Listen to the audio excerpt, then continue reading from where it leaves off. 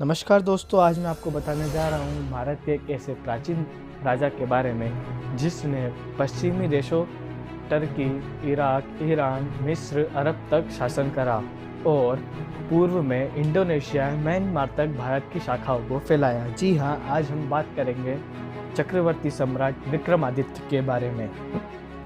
राजा विक्रमादित्य भारत के एक चक्रवर्ती सम्राट थे।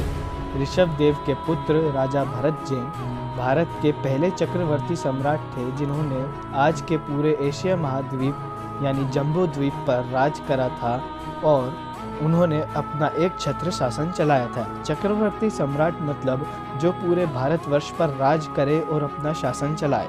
उज्जैन के राजा सम्राट विक्रमादित्य भी एक चक्रवर्ती सम्राट थे जिन्होंने संपूर्ण भारतवर्ष पर राज करा और भारत की सीमाओं को फैलाया। राजा विक्रमादित्य का नाम विक्रमसेन भी था। सम्राट विक्रमादित्य का जन्म आज से करीब 2288 वर्ष पहले हुआ था, जिनके पिता राजा गंधर्व सेन थे जो कि एक चक्रवर्ती सम्राट थे। हिंदुओं के प्राचीन ग्रंथ भविष्य पुराण के अनुसार कलयुग के 3000 वर्ष के बाद एक महान शासक जन्म लेगा जो कि शिव को समर्पित होगा। वह 1 सदी अर्थात 100 वर्ष तक राज करेगा। उसकी राजधानी प्राचीन नगरी उज्जैन होगी और वह वहीं से चक्रवर्ती सम्राट कहलाएगा।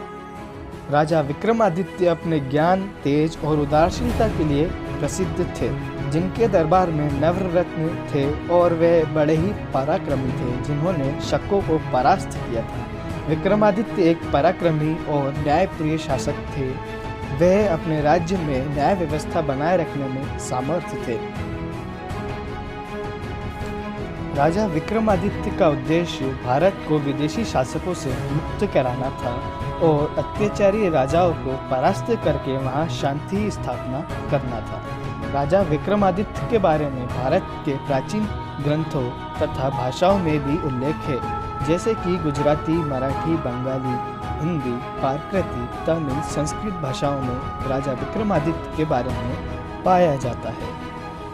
जैसा कि आप इस चित्र में देख रहे हैं, राजा विक्रमादित्य ने भारत की सीमाओं को पूर्वी इंडोनेशिया से लेकर पश्चिमी देश अरब, मिस्र, ईरान, इराक तक राज किया। राजा विक्रमादित्य का वर्णन अरब और तुर्की के प्रमुख ग्रंथों में भी मिलता है। भारत की प्राचीनतम कहानियों में से एक बेताल बत्तीसी और 25वीं भी विक्रमादित्य से जुड़ी हुई है। हिंदुओं का नव वर्ष विक्रम संवत के अनुसार माना जाता है, जो कि राजा विक्रमादित्य ने उनके शासनकाल में शुरू कराया था। माना जाता है सम्राट विक्रमादित्य को देवराज इंद्र की उपाधि भूलोक में मिली थी, अर्थात उन्हें यहाँ पर सब देवराज इंद्र की तरह मानते थे, किंतु उन्होंने मृत्यु लोक अर्थात भूलोक पर जन्म लिया था तो वह कभी देव नहीं बन सकते थे, अर्थात उनकी मृत्यु होना निश्चित थी। उनके अंतिम समय में उन्होंने राजपाट त्याग कर वन की ओर प्रस्थान करा। वे वहां जान चुके थे उनकी मृत्यु निकट है, किंतु आज तक ये कोई नहीं जान पाया कि उनकी मृत्यु किस कारणवश हुई।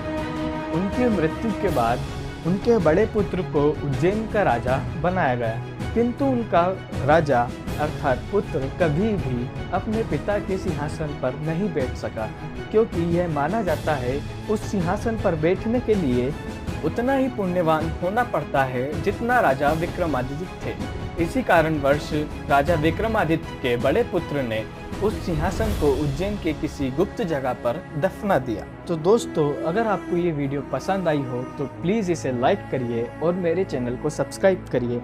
आगे ही मैं ऐसी वीडियोस लाता रहूँगा। जय हिंद।